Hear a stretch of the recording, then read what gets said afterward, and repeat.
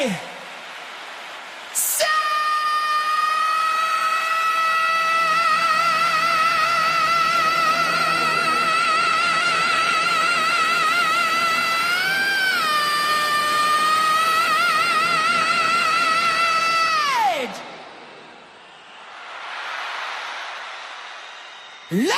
from the shed.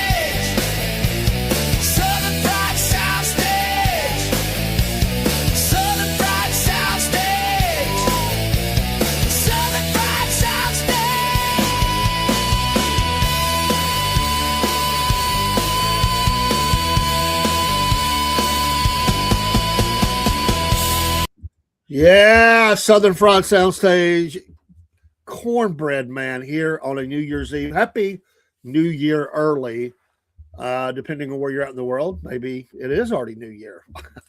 You might be ahead of us. But for a lot of us here on the East Coast, we still have a little time.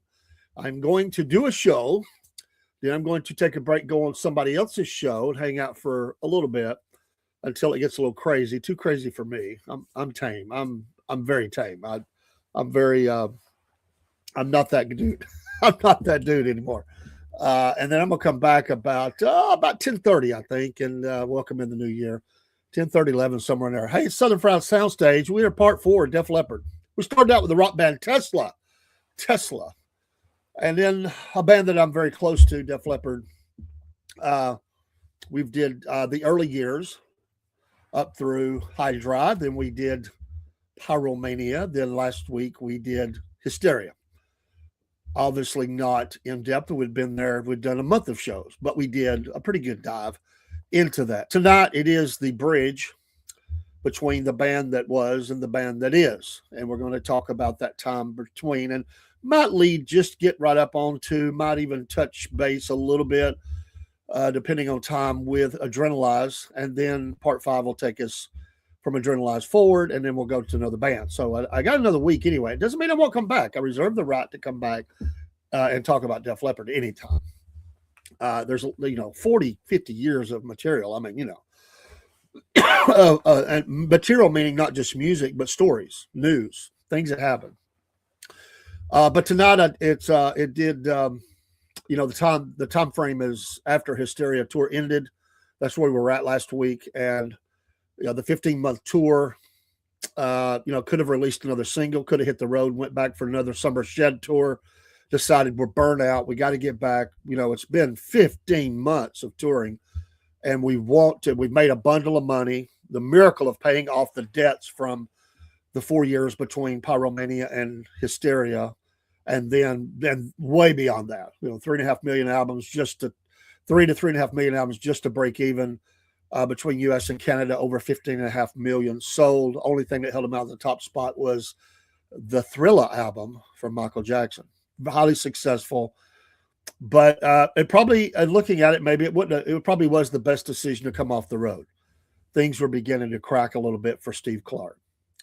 Steve had always been a heavy drinker, but so had the whole band at one time. I mean, they were, you just didn't hear the stories. People may not believe it, but they claim that they drank just as heavy and partied just as hard as any band out there, be it Ozzy, Motley Crue. In fact, they toured with these guys, and they held their own. They just kept things they didn't do it openly. They didn't, meaning, and it wasn't a time of social media, but they didn't go looking to be in the press, where other bands seemingly found themselves there a lot. Def Leppard didn't, except for the tragedies and a couple of unfortunate incidents, especially one in the Hysteria tour about the particular people group that Joe mentioned. We talked about that last week.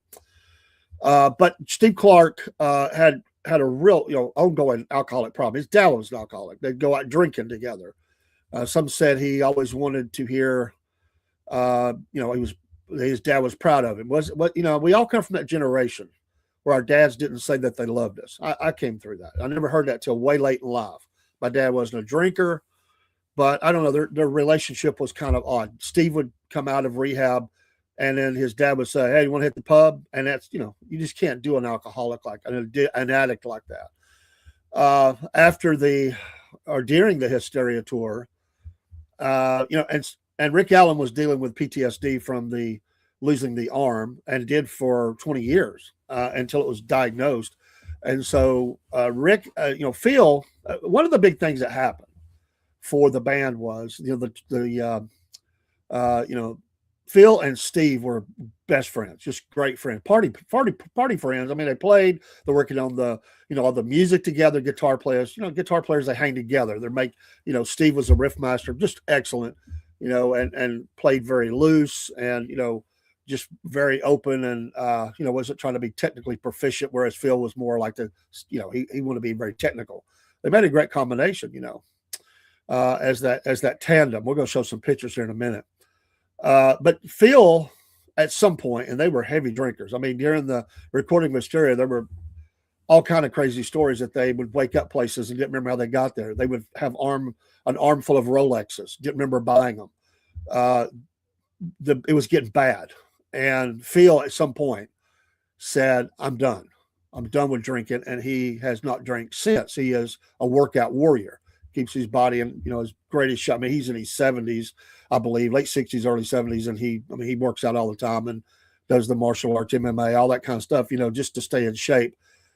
He decided to, look, I can't do this no more. So he went on the wagon and stayed on it, which is hard to do in that lifestyle, but he did it. That was not good for Steve. Not to say, I'm not placing any blame there on Phil. Phil needed to do what Phil needed to do, and that would be what Steve needed to do, but Steve couldn't get there. And so him and Rick Allen began, and not that they hadn't before, but they became the drinking buddies. And Rick, from his own account, would say, "Hey, Steve, man, you don't drink so heavy, because Steve would get a little smashed, and he was a very shy guy, very sensitive spirit. He loved it. He was a big cut up. But as he would get wasted in these bars, he would get up on the stage and dance and do all this crazy stuff. He loved the idea of being able to tell people, I am a guitar player in one of the biggest bands in the world, Def Leppard. But at the same time, he hated the attention. He hated that. Stage fright was definitely a part of it. We talked about that last week. It was really hard for him when he got to stage. So he was drinking during shows. I mean, the encore, he always came out with a Heineken. I remember that. Every show I went to that Steve was in, which was all of them except for the last couple where Vivian was there, Steve came out with beer. I mean, he was drinking. And some of the other guys were too, but Phil went clean. But him and Rick would hang out, and Rick has all this PTSD going on. and but he is also doing cocaine. I don't know if I'm sure that Steve was dabbling in other drugs and stuff, pills and stuff like that too. His girlfriend talks about it. She was an addict, a former addict, and what it was toxic for them, for each other. And I've seen this before. People that meet each other in rehab come out and they get together and they're constantly falling off the wagon. Well, that was not good for them. And I don't think Steve's family were very close to her because they viewed her as a person that was enabling and stuff like that. And so it was, if you listen to her stories about the last days, it was very hard. Her family was, I think they're afraid that she was, going to try to take stuff. I mean, they didn't get married, and that's what happens. I mean, family. Hey, I had a friend that died. He was a heavy drinker, had a lot of health problems, and when he died, he had moved some people in. These people bled him dry. I went with his mom. She called me up to go, and I was trying, same kind of thing, trying to get him to slow down, to recognize, to get rid of these bums that was hanging around and people that were takers. And the day we went to go to the apartment, we had to call the police.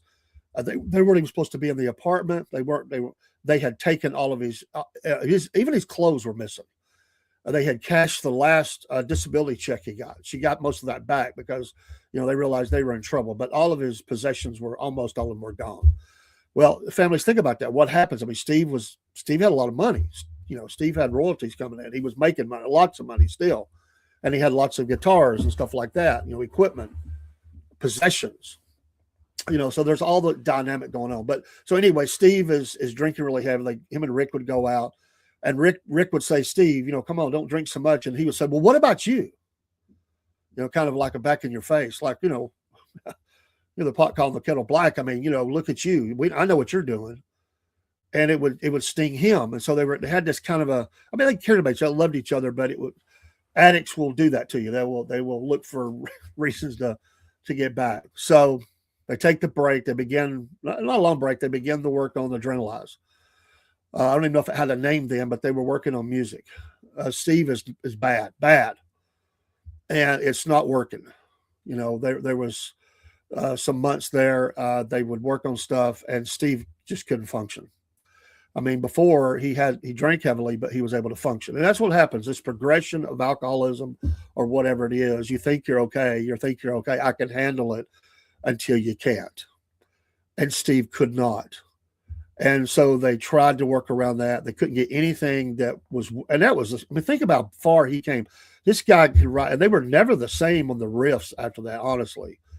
I mean, he brought that to that band. And, his live presence was, unmistakable, but he could not keep performing at the level he needed to for Def Leppard. If one thing, whether you like them or not, I think probably people are here, they probably just like music, or you're tuning in because you like them. One thing about Def Leppard, Vivian talks about this, is they work really hard to put on a good production. It's not loose. It's not. And he would say there's nothing like the singing is all them. They're not popping voices in. You got to keep your voice as best you can. You got to do your plan. You got to do your job. Have fun, but they take it very serious. There's no hijinks going on stage. They want a very solid presentation. I watched the interview with Vivian just from a few months ago. It might even been about a year ago, and he talked about that. Whereas when he plays with Last in Line, they're constantly changing stuff in the set, stuff like Leppard. No, it is very programmed that way. They want to make sure of where they're supposed to be. They rehearse the stuff down, and they've always taken it like that, and probably amplified it as they went on. And so Steve, it's a good thing they weren't on the road. He couldn't have played. He could not, anything that he recorded, or they tried to record with him in the room, they couldn't keep it. It was so bad. And that's a sad state, but that's what happens. And in his mind, he probably thinks, I'm coming up with these great licks that I've always done, and he couldn't do it. And so, you know how it is. I mean, you go your separate ways a lot after a tour is over. I mean, it's not like you're hanging together the whole time, and you go off and do your thing, and you come back together. I'm sure they were a little shocked. I mean, they're talking by phone. There was times they knew he was having a rough time, surely, especially Joe. But when they come together, it was shocking. And they just couldn't keep anything. So they make this it's unfortunate. It's kind of like, I call it the taking the keys from your parents' time. And it's not easy. You got to do it, but who wants to be that person? Who wants, I mean, as a son, I couldn't imagine telling my dad that. I had to tell my wife that because her health was starting to go down and she's hanging on. She's recovering. But before she got really bad, I said, I don't want you driving anymore. And it was hard. But, I was doing the same thing they would have done for him. As for your safety, as for, we just want you to get better. I don't want something bad to happen. And so they gave him the break. Well, in one way, they're trying to do, because they felt like the pressure would be released a little bit, but the pressure was a part of it, but the pressure is not the problem. The addiction is the problem. And they don't know how to do anything with that. And they're not obviously qualified to do anything with that. But they thought if they could take the pressure off, which probably put more pressure on him. And looking back, they sort of mentioned that in some of the interviews, is that we were trying to do the right thing. We thought if we could just give him 6 months, just hang out, spend some time with your girlfriend, get well, get healthy. But that's like telling an alcoholic, don't drink, or telling somebody that's, snorting or shooting up or taking pills or whatever. Don't do, slow down, be healthy. I mean, it sounds good, but it's just not resonating in an addict's mind. I mean, he, and his girlfriend is an addict too, recovering at times, on the wagon, off the wagon. And so probably nobody knows the whole story, but they do know this. I mean, the guy was being found passed out in places, bad places. There was rehab trips. Joe would go see him, and he was, it's really sad to hear Joe talk about these trips to the rehab, where his hair always looked excellent. He always made sure but his skin was changing because of the addiction of the alcoholism, leathery, and he would always say things like, thanks for coming. I mean, he would talk to him, hey, I appreciate you coming. He would get out, he'd go straight to a bar. And that's what addicts do. And, I remember my mom didn't like a comment that Joe made one time before she passed. And my mom got close to this band too through me. And, I told you about the story about her, well, probably more so it would be in this show after Steve passed. But my mom, through me, she booked rooms for me at concerts and stuff. And, she watched some stuff with me, never went to a show. She had health problems herself early in her life. And, my mom, very close, and she was always trying to help her oldest son, or her only son, but I have a half brother, and we have 2 sisters. And they went to see Def Leppard, and my kids love Def Leppard. And anyway, Joe, I think because he was frustrated, there's a lot of pressure on the lead singer. He's the leader of the band, without doubt. They all have their part, but Joe's the leader. I mean, there's no doubt about that. And Joe probably feeling the pressure of that, because people are upset. How in the world could he get like this? And Joe's trying to say, I did everything I could, but he made a statement one time, and my mom didn't care for it. And he said, I'm not my brother's keeper. Ooh. I remember my mom saying, I don't like that. I don't like that. She felt really bad about what was, and none of us knew the totality of how bad it was for Steve. We just knew there had been some problems. But, this is before really social media. I don't even know if I had a computer at this time, but, you get bits and pieces of information, and you're looking for the new music. We knew they were going to they weren't waiting 4 years. They wanted to get this thing out within months and get back on the road, no more than a year out and go. So it's 1991, and they've given Steve the break, and it's not going well at all. He is, he's trying to function, and at times would function okay, and at times it was really bad. But it was nothing could be saved on the recording, from my understanding, for Adrenalize, not one note. And Phil had to do both parts, eventually, which I think he did a heck of a job. People say they want about Phil Collins. He was a friend to Steve, and he loved Steve, and it was hard for him, and we'll talk about that in a minute. But Phil, he really thought through in the recording of that album and thought, how would Steve play this? He really separated himself from it. And it's like he's there. It's really an amazing job. Hit the band so hard. But anyway, I'm driving down the road in my town on that fateful day I found out, and on the local rock station, after a song, and I'm just riding along, and then the next thing I know, they come on and say, tragic news. Def Leppard guitarist Steve Clark has passed away. I like to run off the road. I mean, I literally pulled over and wept. I couldn't even function at that moment. I was so, this just destroyed me. Absolutely destroyed me that he died. I love all of them. He was one of my favorites. Just love Steve. I watched that guy a lot, man, when he was on stage. And he was a mystery kind of a guy, really, because you didn't always know what he was thinking. He was, a little closed. He was quiet. He wasn't the talker. And when he did, he was cutting up usually and stuff. He just had this aura about him. White lightning, that white suit that he would wear across. We'll look at pictures. I'll pull them up in a second, as I said. And he would wear that outfit, playing the double guitar and all that, and just love it. And I tried to, there's thousands of pictures, but I tried to pick pictures that I thought would be a good representation of some of my favorites, which is very hard. But I feel like these pictures were some of the ones that, for me, were my favorites of all time of Steve. And he changed over the years. I mean, people do. Hold on just a second. I wanted to just pull it up from the screen. I don't want to put it in it squeezes it down when you put them in the StreamYard. So let me just, let's see, share screen.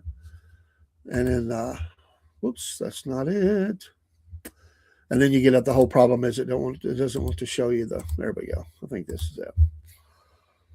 And here's a collection of some of my favorite poses of Steve Clark from a few years, slightly before Hysteria, then obviously Hysteria time. I mean, when his hair was shorter, he started letting it go out a little long. I mean, he always had the shortest hair except for Rick at the band at one time, and but he started getting a little longer during Pyromania.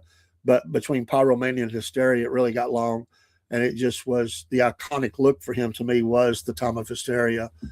And he just had that look. He looked like a rock star on stage. He looks like that guy. He wanted to emulate Jimmy Page, and you can see the way he holds his guitar. They talk about that. He just was a blur sometimes on the stage. He was always in motion, which they were younger then, and they stayed in motion. And he just had that look. It was just fun to watch him, and I loved his playing. They were a great tandem, him and Pete Willis, and then and him and Phil. And I've got some pictures of Pete as well, and Viv and Phil. They're all in here. But I just wanted this one. Then obviously there is the tombstone in Sheffield at the cemetery. And I know the name, but I can't think of it right now where he's buried at. But I got that news that he had died. I was devastated. And the story I was going to share was my mom. And of all these, by the way, my favorite is the one with the double guitar there. And there's a couple of ones like that. I've got another one, I think, a little later. That's one of my favorite pictures of him right there. I love the ones on stage, but I like that when he just has that an innocent look. He's just who he was. He was Steve, somebody you would want to know. And everybody loves Steve. Whereas Pete Willis got the attitude, Steve would always apologize. I'm so sorry. I'm sorry. He got just as wasted as Pete, if not more. But he was always so sorry. Whereas Pete was ready to fight, Steve felt bad. And that was the big difference. And they would never get rid of Steve, ever. They said that. Even if he couldn't play, he would still be a member of the band. They would never got rid of him.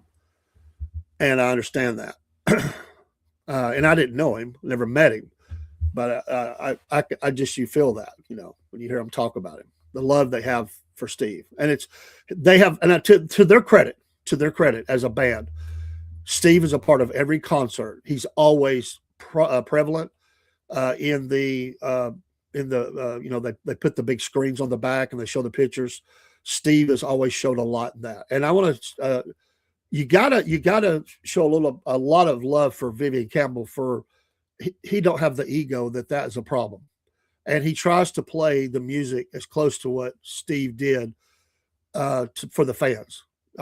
He can play anything, although he doesn't play that one part in Gods of War. It always gives him a problem.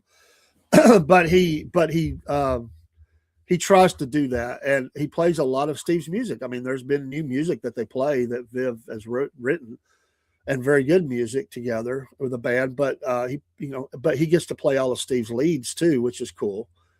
And he brings honor to that, and he's not intimidated by, after being in the band 31 years himself, he's not intimidated by the memory of Steve. And they knew each other. They always used to get together and play soccer and stuff. So it's not like he didn't know him. He knew Steve and had seen them, and they were friends, that part of the world and stuff. They'd run into each other, different circles along the way, mutual respect, guitarist as well. But some guitarists can't handle that. I remember Richie Klotson despised playing C.C. DeVille's parts in Poison, hated it. I didn't like that statement. He's an amazing guitarist, didn't like the way he acted about that. The fans love C.C., and of course, he's been back for a long, long time. But anyway, I get the news. Steve dies, and I'll put that back up in a minute. I got some more pictures, but Steve passes, and they set up a 24-hour hotline for fans to call. I couldn't get through. Obviously England is ahead of us in the time frame, so I was working night shift then. I was sleeping during the day. It just happened around the time.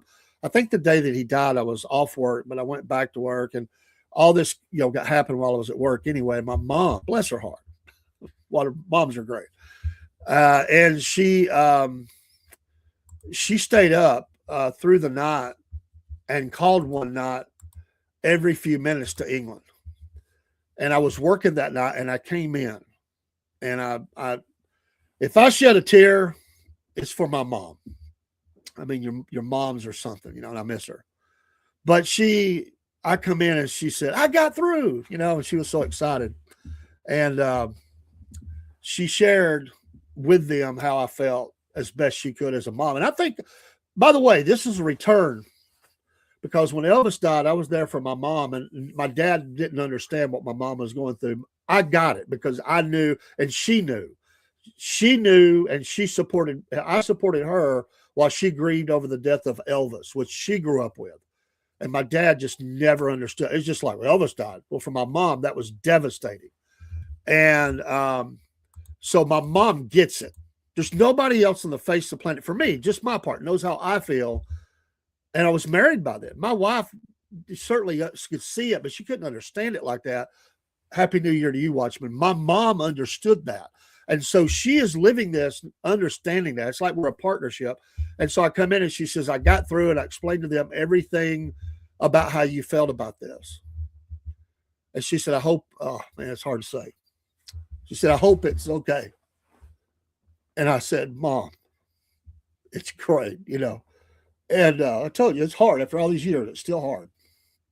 And we grieved together. I'll just never forget my mom doing that for me. And it hit me. It still hurts. It still hurts to know that this man died that way at such a young age. And, people that just don't understand it. And I really don't, I don't care if they don't understand it. It's like, well, how could you be upset over somebody you never met? You just attach to them. There's something, they're giving you something in their music and stuff. Watchman says, I cried the day Elvis died. I crawled under the kitchen table. Hey, I understand, man. That was a sad time, man. They hit the whole world, man. God bless you. But, it's really amazing how you feel about that. But anyway, Steve dies. And so they're still trying to finish this album. And Phil says, I think we just should be a one guitar band. I think we should just be a one guitar band. And Joe and the rest of the guys said, listen, Phil, we understand how you feel, but we've always been a two guitar band, and we're going to have to we're getting another guitars. But Phil did all of the recording for Adrenalize, and he did Steve parts, and he did his parts, and he did an amazing job. Now, could Adrenalize been better? Well, certainly. I think there was probably areas that they probably they dusted off, which I love the song, Tear It Down. They dusted it off. I mean, they had the big hit, obviously, Let's Get Rocked. And then I'll talk more about the album next week as we kind of move, because I don't have time tonight. But there were some good things on there. It was a good album. Was it great? I think it doesn't get the respect that it probably deserves. But it definitely, I mean, for what was going on, that was very hard for them to be able to come out and hit that. And they had a successful tour. I saw that tour, let's see, at least 4 times, because maybe even because I saw them 15 times over the 2 albums. So I've seen it multiple times. It was probably 6, to be honest. I think it was probably 6. But they did a great job, and Phil deserves a lot of credit. And later on, they found, I saw Phil did a couple of videos, about 4 videos, talking about Steve, and there was a guitar that was locked away in one of those, cases that they travel with, where they put stuff in storage. And one of his guitars, they missed it for like 20 years. I mean, it was just not there, and they found it, and it got presented back to, it got given to Phil. I think Joe presented to Phil, and Phil used it in those videos, if you've ever saw them, and he was playing stuff in Phil or Steve style, and how he did that for that album, and telling stories about him behind the scenes and all that stuff along the way. And so, they get the album out, but they've got, they got a tour, they got to get a guitarist. Now, Adrian Smith of Iron Maiden has said in the last, and I get it, everybody and their brother said they almost got in Def Leppard after Steve died. John Sachs was in that, Adrian Smith. Oh my goodness. There was about 6 to 8 guitarists that tried out, including Vivian Cambell, who got the call. None of those guys were going to get in. It's nice for them to say that after all these years. They did get to come and try out. They were never close to being in the band. And, I mean, people can, they did get the call, and they always want to play the what if game. Like, well, what if they really did make it? What if they got the band? It was always Vivian's role if he wanted it. Everybody can play. It was about fit. And also the fact that when you join Leppard, you can do other projects, but Def Leppard is going to be the focus. And Adrian Smith was very involved in stuff. John Sachs, to a degree, I know what happened in Whitesnake, but I don't know how far he went. There were some people that wasn't as well known that tried out. They rented a building. They did far one guy came in. He had to show the band how to do switches on AC/DC song that he played for that.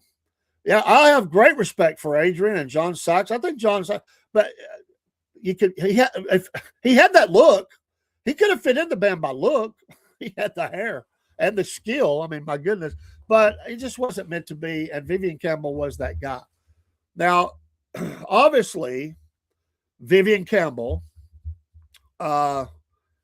everybody remembers him from his days in Dio, but even before Dio, people remembered Vivian from Sweet Savage. He was in that, of course, Dio, and some other things. He was Shadow King, River Dogs. He did a lot of different stuff along the way, but the biggest obvious was Dio. And let me pull this back down and put it back up, and then we'll look at these pictures of Vivian, which are young to old. The one in the top left is more Dio time. That was his classic look around that time. The top right looks more like the time that he first came into Leppard in 92. And then he obviously has battled the cancer and has still battled that recently. And right now he's got a clean bill of health. It's amazing. It's a miracle. He's got a clean bill of health. But he has really been put through it. He likes to work.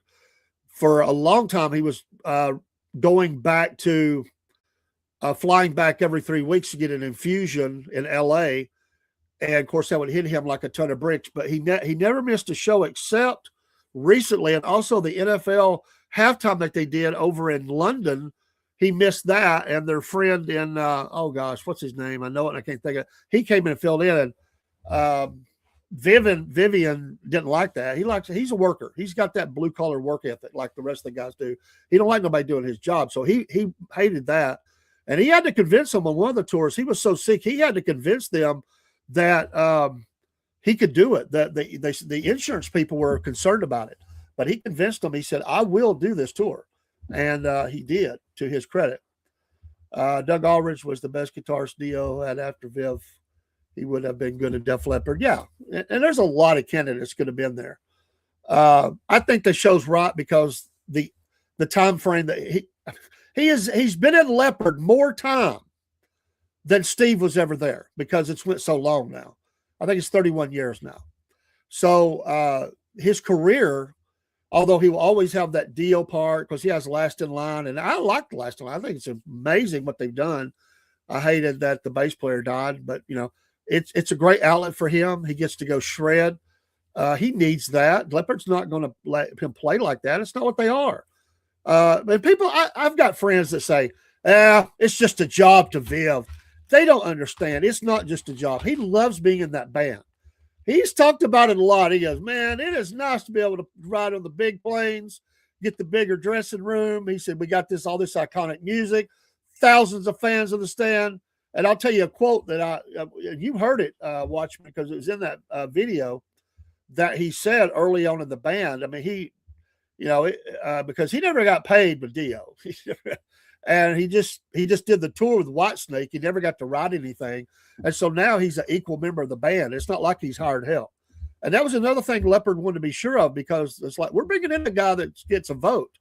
He's not hired help. He's a band member. He's a member of this band. So Joe said he's got to understand English humor. Well, he's Irish. He understands that.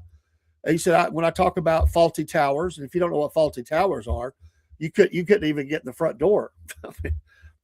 And here's another ironic thing. My mom was a huge fan of John Cleese and Faulty Towers, a lot of that English humor, and I used to watch the shows with her. It's amazing the dynamic, this connection me and my mom had. But he was just that guy. So in 92, of course, Queen did the big show because Freddie Mercury died. The Freddie Mercury tribute. Def Leppard has announced that Vivian Cambell is going to be the new guitarist. When I heard about it, I jumped off the couch. I was like, wow. I mean, I didn't even know he was. I didn't even know that he was in the running. I mean, because I didn't have a lot of news about this. I was thinking in my head, who could be the guy? And I really thought they might go with the unknown, somebody that nobody even heard of, or guitarists always hear of guitars, but around the world they didn't really know. And then I was thinking, sure, my mind went there when I heard it's Vivian. I thought the possibilities that was never going to happen. So Vivian Cambell. They did a club show or two with him to kind of get warmed up, but really that was his presentation to the world at that show. They did 3 songs, if I remember, 2 of theirs and 1 Queen song. And then Brian May, who is one of my absolute all-time favorite guitarists, Brian May, he come out and played with them, and they're very close to Queen, very close to him. And of course he helped induct him in the Hall of Fame, which was the perfect choice for that. Nobody else really.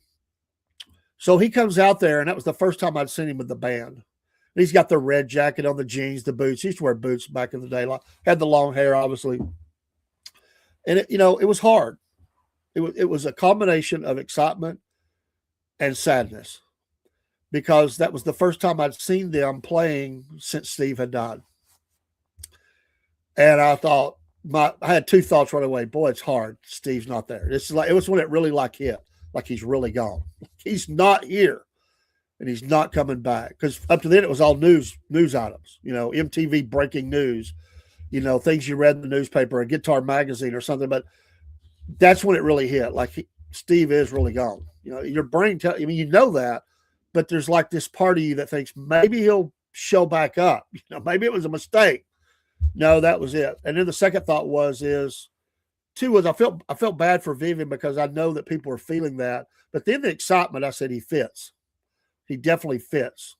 It looks natural. In fact, Joe said the same thing when he looked over and he watched Vivian on that side. That's where Steve always stood. They didn't change nothing up. He said it looked right. And he knew at that moment that they'd made the right pick at that show. And, backstage, you can imagine, here's a guy that had already, his credentials were already there with Dio. There's no questioning his abilities as a guitar player. But he's without a job. Well, he had a job basically, but he wasn't making any money. But he was helping produce some people, and he ended up playing with the Shadow King and, River Dogs. I mean, he'd done some stuff, but he wasn't making a lot of money, and he had married, house payment. I mean, that's realities. And so he's there. He's in this big band. He knows he's going to be taken care of financially, but he's backstage, and he's meeting like people like Elton John, Brian May, all these people that are coming by, and he's going, I could get used to this. How could you not? So, and has just filled that spot, I think, admirably throughout the years. I have seen them. It's really hard when you have, and I don't know what, I have never seen an interview for me. I'm not saying it's not out there. I have never seen an interview where Phil Collen ever really talked about how it felt to have somebody else. Because if anybody's the one that would be the hardest on outside of all the members, it would be Phil Collen. The dynamic between him and Steve when they get together and they would play like Photograph Intro, or they play the Hysteria part where they come together, or, Switch 625 especially, which they still do all of those things. How did he feel? It had to be hard at first. I mean, extremely hard, but he's a professional. And they do love each other. And I just saw a video here recently where they were coming off the stage and Phil messed up or something, and he's walking right beside Viv, and they're joking around, all the guys, and are back and forth. And that's family. That's family. Hey, Erwin, God bless. And Happy New Year. And Happy New Year to the one that came in and was telling me all the bad things about Trump. Okay, Happy New Year to you. You're fine. It doesn't bother me a bit. So if information is information, and I think you're assuming that I'm in the cult, and I'm not. I just I voted for him. So I like some things he's doing. I don't like some things he's doing. So it's not politics. Not music is music. We're not talking politics. So and I wasn't ignoring you. I just was in my thoughts, man. I'm just trying to keep this together for me. And feel free to share your opinions, thoughts about Leppard and Viv and Steve and Pete and Steve, all that, or Rick or whoever.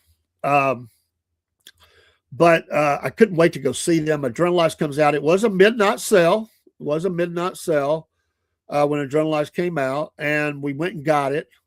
And I think on that night, was that not the same night that Use Your Illusion 1 and 2 for Guns?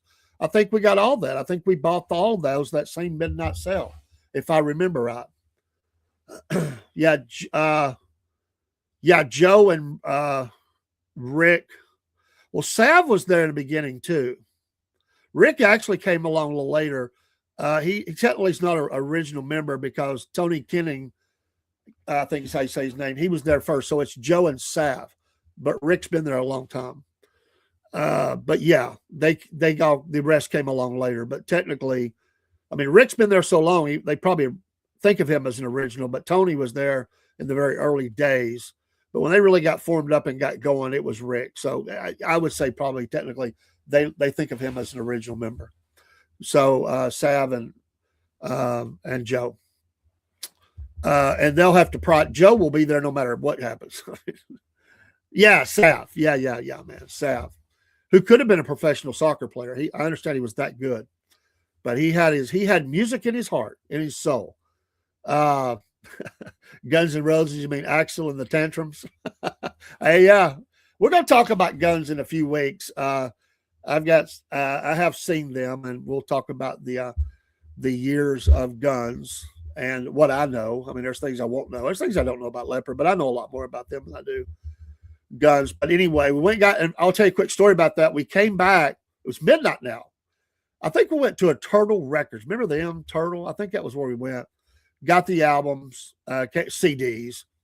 Came back, and me and my buddy, and there was one other guy that was in the truck, and we pulled up in front of my house. And those are still days. That was right before I quit drinking. So we're having a few, and we put on the CD, and we're listening to it all the way. And when we got home, which is only about 20 minutes away, we're still playing the album. So he's sitting in my front yard. We're jamming this thing. So I could see lights kind of coming on, my neighbors, different ones. We kind of decide, well, we better wrap it up for tonight. We'll talk tomorrow about it. So I went on the house, went to bed. They take off. By the time they got on the next street, the police, 3 carloads, pulled them over. They had about an hour that they were detained on the side of the road, thinking that they were smashed, carrying drugs, all this stuff. They weren't. And he told me about it the next day.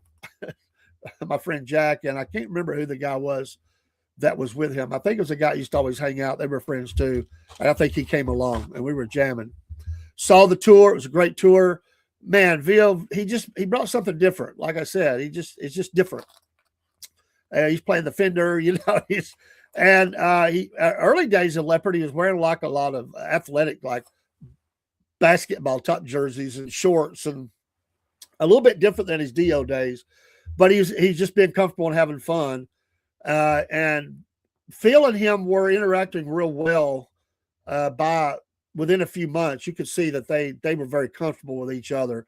That Don Valley Stadium, when Phil goes in to play a little bit of a solo, I like that part where Vivian's there and he's doing his fingers like he's playing along, and he's looking at the camera going, he's good, he's real good. And you could tell that they had a really good relationship going, and I'm sure that has developed over the years. Watchman says Turtles is where I camped out and bought tickets. They stopped after the Skinner reunion tour in '87. Cops came and they stopped the camping for tickets.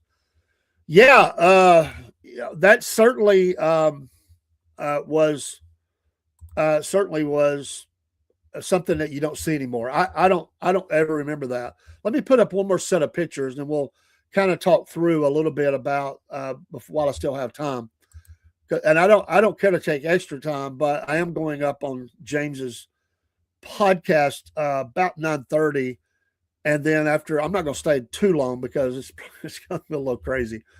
And they're having fun, and that's great. But I'm going to go up about 10:30 and try to bring in the new year. And we'll just talk about whatever, 10:30, 11, somewhere in there, and bring in the new year. So I will be back up. But I'm going to be on James's Empty Pockets podcast on Rumble before that. I appreciate him asking me. But let me pull this back up. And I wanted to pull just some iconic pictures that stand out in my mind. Of course, the Terror Twins picture, I mentioned that is probably my favorite picture of them together. I say probably it is. I love the Bela Lugosi, which, by the way, is in the Rock and Roll Hall of Fame. I love that guitar. Love that. It just looks so cool on that tour. And, the guitars, Steve had certain guitars he played, but that is a really good picture of them. Really good. I've always loved the picture of them in the Union Jack, the soccer outfits or whatever. That they were so young there. And Steve his hair is not quite as long there. It's growing out. And then even further back with Pete, and you can see it's not real long. It's longer, but there were times it was even shorter than that. And then on stage, Phil and Steve, they were great together. I mean, they really were. If people were ticked that Phil came along and Pete Willis was gone, man, they really worked like a glove on stage. They really did. And I realized that Phil's a very different kind of player. You had that guitar magazine. I've still got it somewhere, my man. I still have that thing. I never got rid of that. I meant to show you a picture disc tonight that I still have. I've got all this stuff put up. It's one of those hard things, man. It's like the shrine, man. I just don't bring it out very often. It's so hard. And it's been hard to not, but I wanted to do this. Like I said, after all those years, you still remember. You do, Erwin. Yeah, I would love to go. You live near the Rock and Roll Hall of Fame. Have you been? Man, you should go. I mean, I would go to any of those Hall of Fames, college football, NFL, MLB, all of those. I like going to, I think it's neat because you get to see all the memorabilia. That's the coolest thing. And have interaction. And you don't know who you're going to run into. You might run into somebody. Yeah. But a lot of history there. And I like pictures where Steve is smiling and laughing. He did have a lighthearted spirit about him. He did cut up. He liked, if you watch some of the videos. Now, on the Hysteria tour, his girlfriend took a lot of video, which kind of drove Joe and the rest of them a little crazy. And she said that, but she said now they're so glad that she has that. And I've watched a lot of her stuff. In fact, she had an opening of a trunk that she had not opened of Steve's, and had that was revealing that to people. I think it had a pair of the Union Jack shorts in that trunk, if I remember right. You can watch that video on YouTube. But she told a lot of stories and stuff, so you get her side of this. Because listen, they were spending more time together than he was with the band, except on stage and practice and stuff, or writing, because that's they're a couple. And so she tells that side. But they have this. There's video of Steve and Phil, and they're they're goofing off backstage, and it's hilarious. And they were the Terror Twins because they played practical jokes on everybody. I mean, they're getting smashed and they're playing jokes, and he was a fun guy to be around. I mean, everybody liked him. Nobody disliked Steve Clark, and it was just he just got messed up. And Erwin says, I delivered to the Rock and Roll Hall of Fame a couple of times. I was able to see the hallway where the artist came in and signed the wall. Oh, that's cool, man. That is dang cool. That would be something to see just right there. The different signatures and stuff. Always like that when I go to like a Rock and Roll Hall of Fame, or not Rock and Roll. What is it? The Hard Rock Cafe, or somewhere like that. And I've been at restaurants where they were connected to either athletes or musicians, and they would have that stuff around the walls and stuff that was autographed for them. And I've been at places like that and see those signatures and pictures and stuff like that. That's pretty cool as well. But that 91, 92 year was very hard, but Leppard hit a home run. I mean, Vivian Cambell was definitely a home run for Def Leppard, and there's always going to be the naysayers, the ones that don't like Phil, the ones that think Vivian's constrained and he should be able to shred. Leppard's just a different animal, no pun intended. They're not going to do that, and he understands that. So he has his outlet in his own band, and they play whenever they can. At times, they've been able to open for Leppard, actually, and that was cool. And the band gave him a hard time because he went and hung out in Leppard's facilities because they had more. He said, well, it's hard to go back. But he goes back and he pays his dues, riding in vans for hours at a time because they don't have the money in that band for all the stuff, like the big band. So, they're riding for hours. They're basically trying to break even, really. I mean, it's not like you can make a lot of money, and especially this time frame, but you're just trying to pay for everything. So you have to take and sacrifice more than you would if you were in Leppard, because they're traveling big style still. They're selling out wherever they go, and they playing to big crowds, and a lot of money's rolling in. And, Viv gets to cash those checks. I think that's cool too. Watchman says, my buddy had an Obligator story like Pete Willis when we were kids. After he got that, I saved up and bought my first guitar. Yeah, man, that kind of, you get, there's nothing like getting your first guitar, right? I mean, that's like cool. And by the way, I appreciate the invite last night. I watched all the way from that point to the end, and I really enjoyed Rick. What was that? Ruben. Man, I'm sorry, I forget the last name. Ruben. My mind ain't working. I got all this on my mind, but that was, if you don't know this guy, you need to watch him. He's amazing. But, they had a very successful tour. The Adrenalize tour was a successful tour. They had singles, obviously, like Let's Get Rocked, Make Love Like a Man, and the ballad, Have You Ever, was that the one that had the ballad, Have You Ever Loved Somebody or something?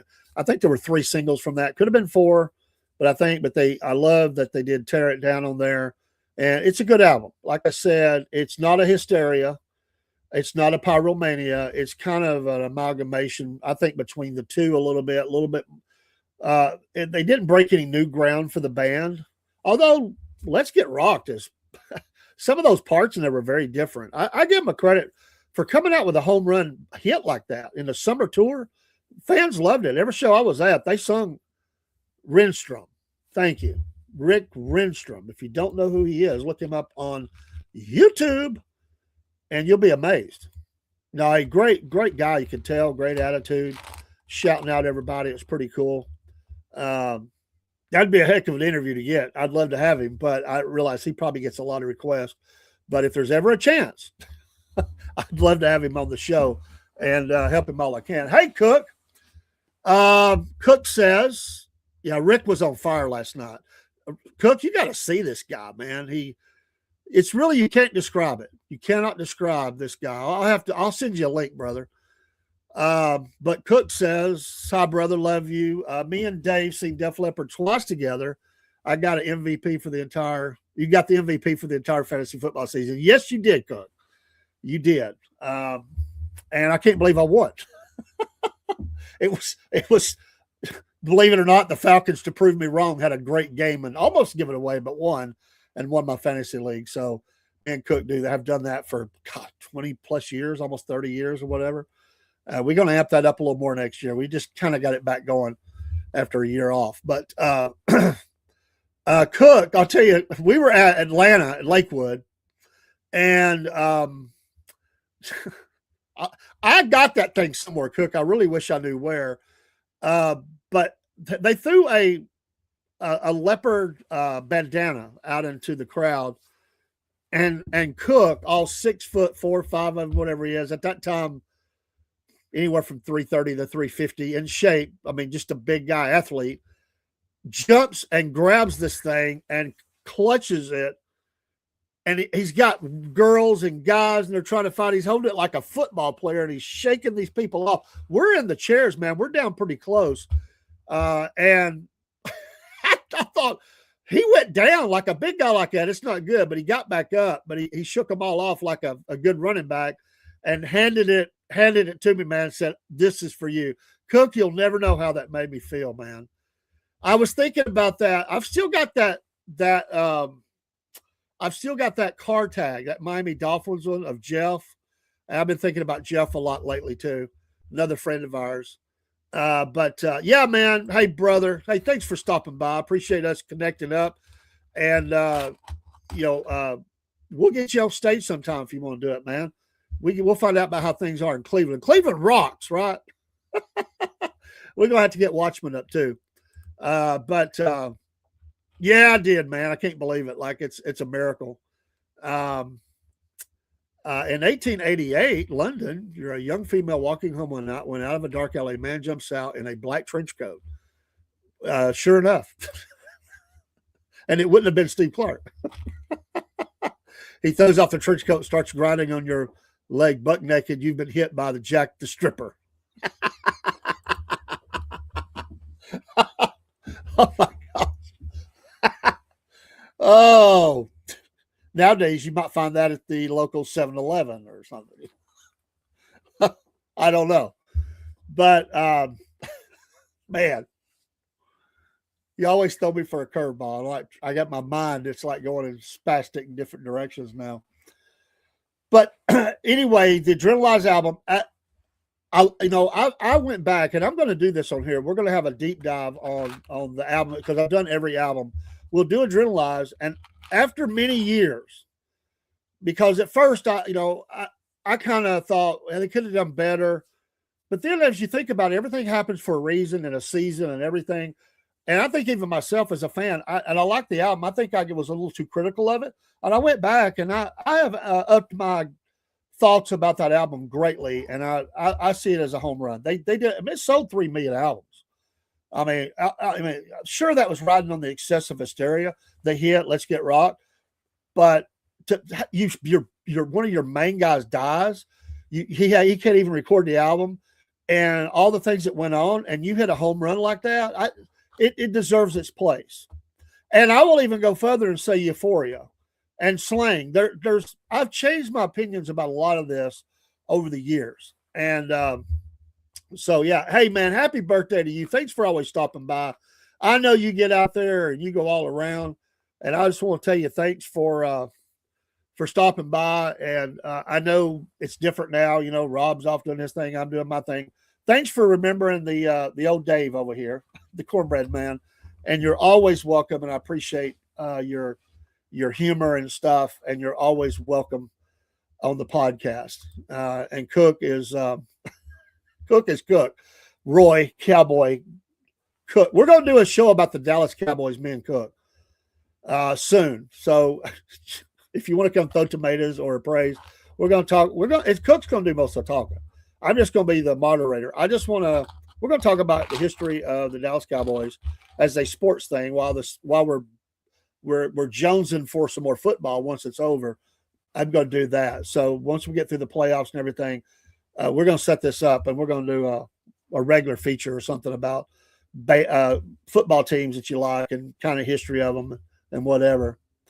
What was the song that Mariah Carey covered from High and Dry? I don't remember. That's the short answer.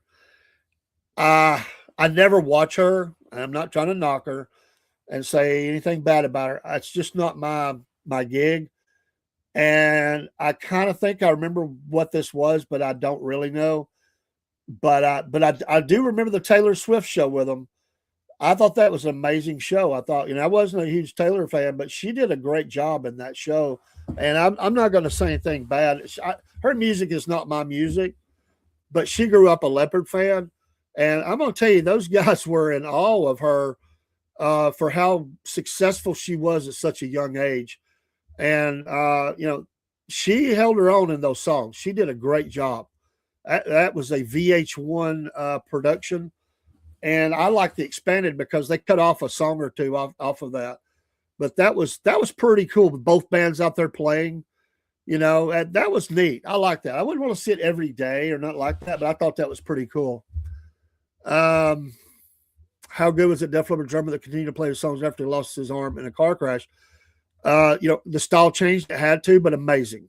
He is the most, I think, interesting character in all the band, even though Joe has this amazing knowledge about rock and everything. The reason Rick started so young and he was this fast, he was like the young hired gunslinger in a gang. He comes along, he would be the guy with two pistols on his side, fast as lightning, and then he had to learn to adapt and be the one gun slinger. And he worked his butt off. So he showed work ethic. He showed dedication, not giving up, dealing with the tragedy of losing a friend, losing his arm, a band member being fired first, then losing his, arm, and then later on Steve. And he is an inspiration to wounded warriors all over. He does amazing artwork. He goes on a lot of the rock cruises, and he actually has had showings at one of the art museums in Atlanta, and I have always wanted to go, and it's never worked out.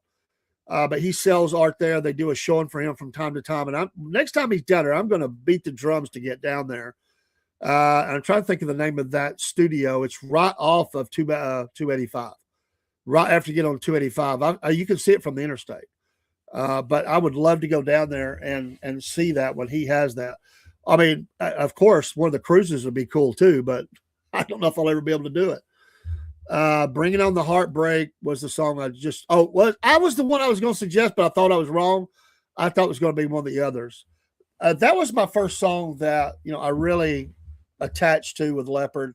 I still love hearing it on the radio.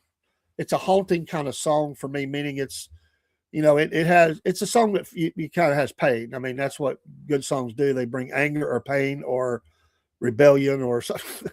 And that song does that. Really good about that. I get it for the purposes of money and updating all their stuff. But they went back and re-recorded that. First of all, they cut Pete out of that and put Phil on it and did his version. And later, I don't know if they did it with Steve, but they had to update their stuff for the catalog for some reason. And I think maybe they probably had to do that as well to get the total rights to them or something. So if you've got original stuff, I mean, you can't buy it like that anymore because they re-recorded that for legal purposes. So if you've got the older stuff, hang on to it. Like we always say, it is one of their best songs. And actually, I think it's that song. I could be wrong, but if I remember right, it's that song that told Mutt Lange that this band was willing to do, could write a song. And anyway, he just saw the talent in it. It was different. They could put something down that he really thought a lot of that song. Whereas it's very different than anything else on the album, but it fits. I mean, it fits. It really does. Richard Simmons came up to me and my punk rock girlfriend at the High Museum of Art in Atlanta. He screamed, "I love your hair. Let's get some cheeseburgers."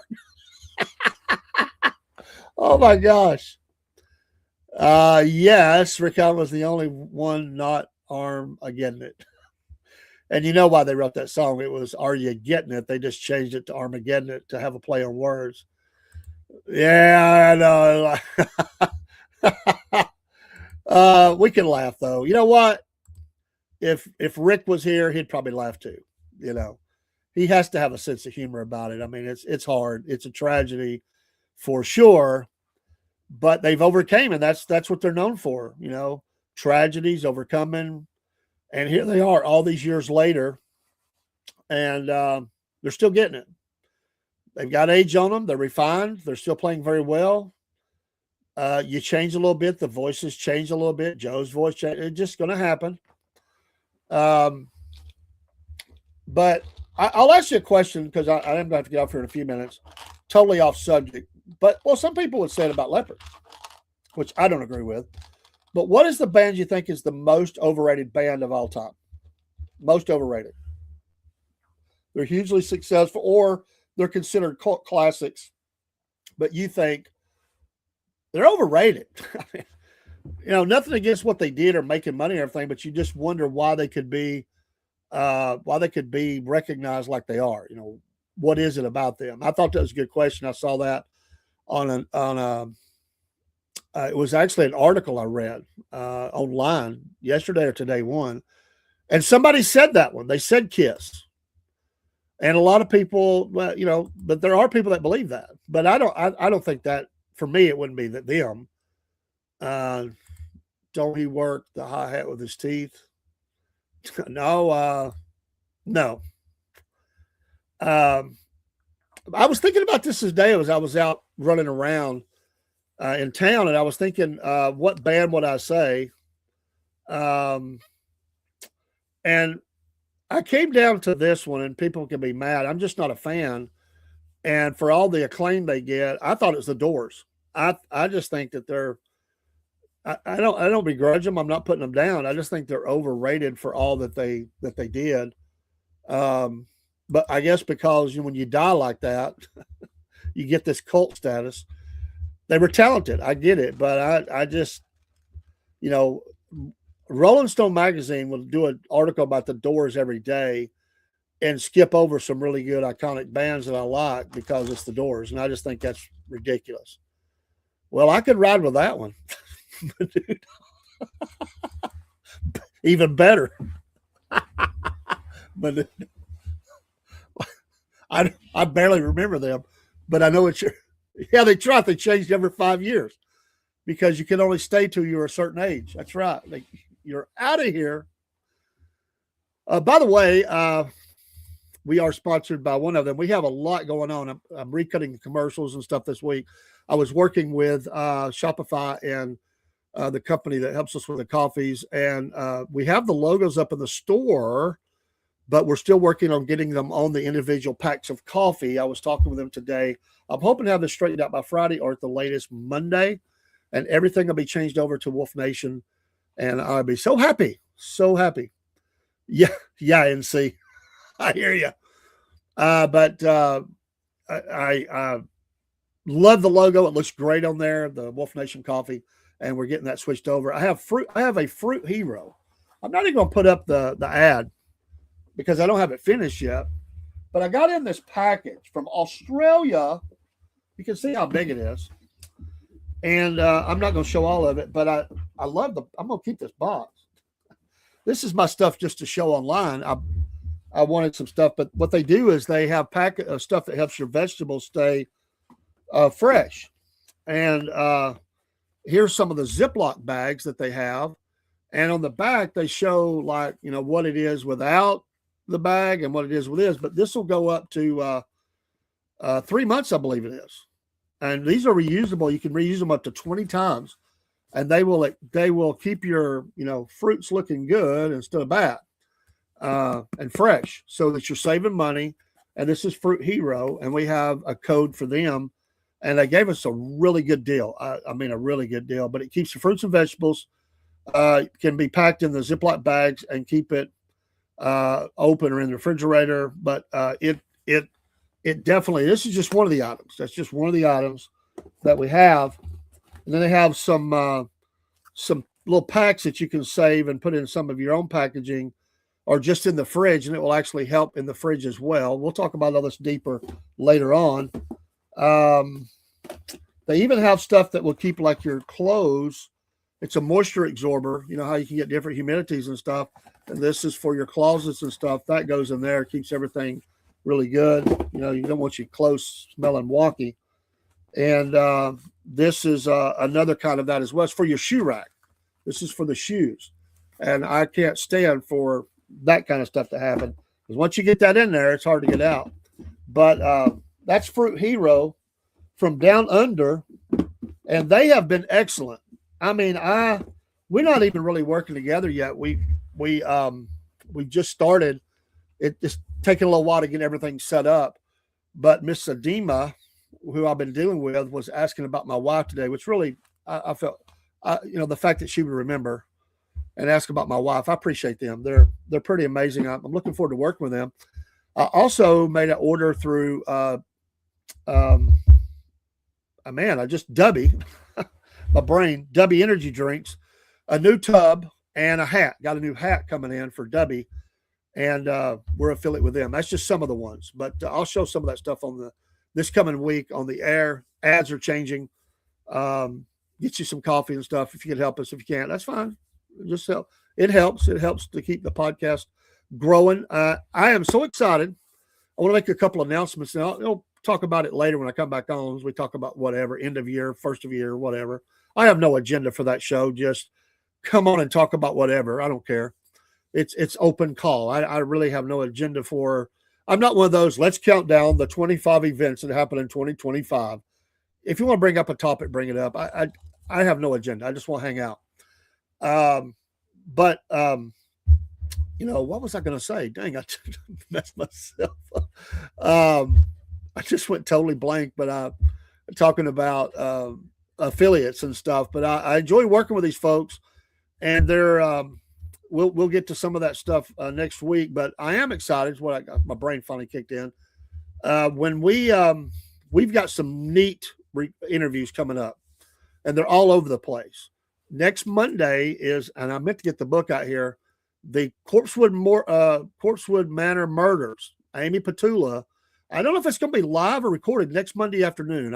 We haven't decided. We'll have to talk about that, but it'll be aired live, like it's live. But it'll probably be live. I don't know. But Amy's going to be on talking about the murders, and that's Monday. Let's see. Saturday, we have another dirt truck driver. We're doing a special recording with him. And we got a lot of interviews coming with race car drivers. These guys are great. They're amazing. Friday night, meaning not tomorrow, but this Friday, I am hoping to have Chris McDaniel on. If his voice clears up, he believes it will.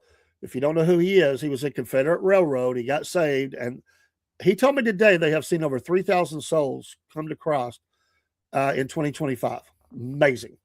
But he was telling me some stories and stuff. He's not coming to sing his voice. He's trying to take a break. He's really coming just to share. We're just going to talk about Jesus Christ. It's a ministry night, a celebration of Jesus and all that God is doing through them. He's seeing some amazing stuff. So Chris McDaniel will be on. Yes, Jesus and Mama always loved me. Absolutely. He'll be on Friday night. And the next Friday, January 9th, I think that is, we have one of the candidates. I'm working out the day to be in the early afternoon. We don't have the time set. We have the date, not the time set. One of the candidates for Marjorie Taylor Greene's, and there's several. I've reached out to two others, and so far they haven't got back with me, but she is a candidate. She's a MAGA, female conservative, military, ex-military, all this stuff. She's going to be on with me. I'll put up an announcement about that official first of the week, a week from Friday. She will be on the program. We'll be talking all things politics and about the 14th district and her, potentially going to Congress and what she's, her platforms and all that. So And that's just where we're at. There's more coming. This is just the stuff that we're getting as we get in the new year. Things are heating up big time, and we got much planned. Much planned. We got the Brigadier General we're going to have on as soon as Biscuit Boy gets back from vacation. That'll be happening after the holidays, and a retired Brigadier General. Can't wait to hear his stories, and that'll be our own location show. So I can't wait, and I get to go to the Brigadier General's house and hear all these stories. So he's actually drinking some of our coffee right now. Paul sent some of the Cowboy blend over to him. Paul loved it, and he sent him some. And so we'll get his opinion. He might tell us it needs to be taken out, shot. I don't know, but hopefully not. Everybody that's tried it loves it, so or they'll find a blend that they really like. And we've not even tried all the blends. We have so many. Believe me, I went through today. It took me a little bit to get all those logos changed on the Shopify site, and then I've got to work with them to get that. And then I go. There's a process here. And I still got to work on the logos for the store and get the store kind of kicked off again, pull some things down that won't be there anymore because they're not here. And doing that and Wolf Nation stuff that's not even up yet, all that's going in motion. I'll be working on that the rest of the weekend. I don't know what day Paul's coming back. I think he's coming back Saturday. So I'm not sure if we'll be live Saturday from Ringo or not. We're also going to do a live from the bookstore down there, Book and Barrel. Book and Barrel we're going to be at. And yes, you can visit our website, which is being updated right now as we speak. Watchman says I should have Philip turn in for the interview, survivor of the USS Liberty attack. I would love to. If you have contact, let me know. I'll be glad to go look for it. But I'll work interviews, and I'm working them really heavy right now and getting things set up. Me and Paul and Dean are really hammering the phone lines, and we're bringing you different kinds of interviews. I believe in 2026, my hope is my sister's working on getting me another author. She does fiction. She's pretty big author. She's not at the top of the food chain, but she's way up there. I won't say a name yet because we haven't confirmed. I put my sister to work. My sister's in, and I'm hoping to have a once a month author in for the Wolf Nation book club. And that still is nothing. We will still be working with Three Ravens because it's going to be totally different stuff from that. And Three Ravens, I need to get them back on early in the new year and talk. They're always fun. We'll give them a chance to recover from the holidays, and then we'll have them guys back in, and we're going to bring on some more authors of their books. But we're not doing books. We're just having a book club, so they'll definitely be involved with that. We're on a new. I'm trying to think of all things that's going on. Well, I got to get out of here in a minute. We're on a site I actually had signed us up for and never got going. Scoops. We're on Scoops now, which is really hitting for us pretty good. We're kind of small there, but it's hitting pretty hard for us real well. So the Scoops social site is a new one, and we're on School, which is one you may have heard about. We're at School. We're in School. We're back in School. That's also a new site for us, and we don't have any followers there yet, but we will. Just give you updates. Keep you updated. That's what we do. We're open book. We tell you all what's going on. And if you got a connection with somebody think it's interesting, their story or whatever, let me know, man. We'll bring them on. We got to work on getting this guitarist on. I mean, I don't want to take away from his ability to make money and stuff. And he's a busy man. But if I could get 15 minutes with that guy, I would love it, just to help him out. Ask and you shall receive. Thank you. I'm going to copy that right now. And, actually, I'll just click on it and pull it up, and then I'll have it. Thank you, man. Y'all are awesome. Awesome. Lives in Colorado. Very nice. I will save that, and I'll have it. Thank you, man. I'll do my best. I will do my best. Sometimes you talk to people, and they go, yeah, I'm doing like 12 podcasts over the next 3 months or 3 weeks or whatever. And that's great. But then you'll talk to somebody and they'll go, I've never had a podcast ask me to be on. And that happened recently. Nobody had ever asked. And in fact, Miss Mary Fagan King said no podcast ever in the state of Georgia. We were the first to ask her to come on. I'm not bragging. I couldn't believe it. I said, you have got to be kidding me. And it was, I think, maybe the first time she did video. It was always MP3 audio. So we kind of broke some new ground. She thought that was amazing. And so we have this great relationship with her now. And she said, you would think my phone would be ringing off the hook and my email and everything else for Georgia. They never ask. And she said, it all happened right here. I live here in Georgia. You are the first. I was like, praise the Lord. I think it kind of, well, she would have went on anyway, but I think it kind of helped us kind of open the door there a little more, that we were, and the fact that we were already connected, had been to the grave and stuff like that. Anyway, I could talk all night. Yeah, it's shameful, man. I'm ticked off about that. Me and Paul couldn't make it that Saturday. We are going to go. Sometimes God just tells you it's not a good day. I had some things going on.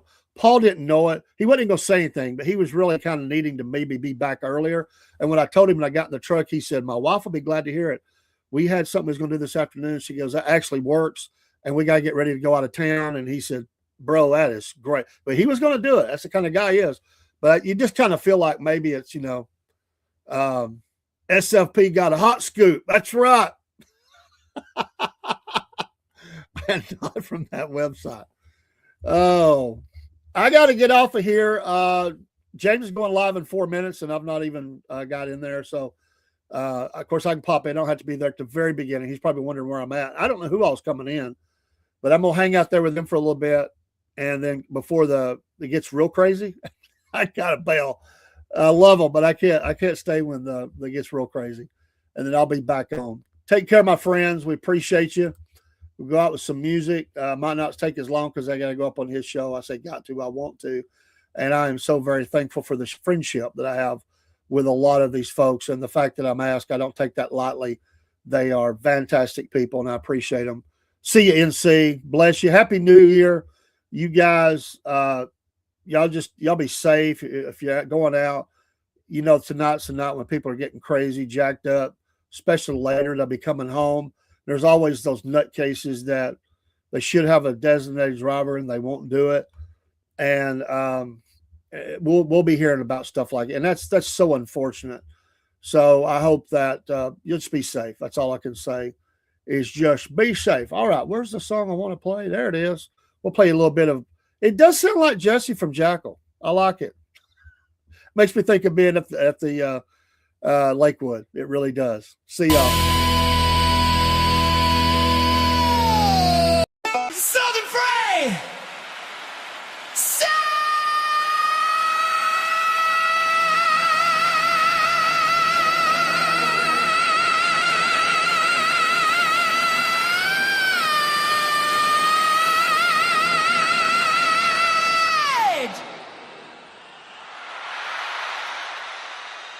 Live from the shed.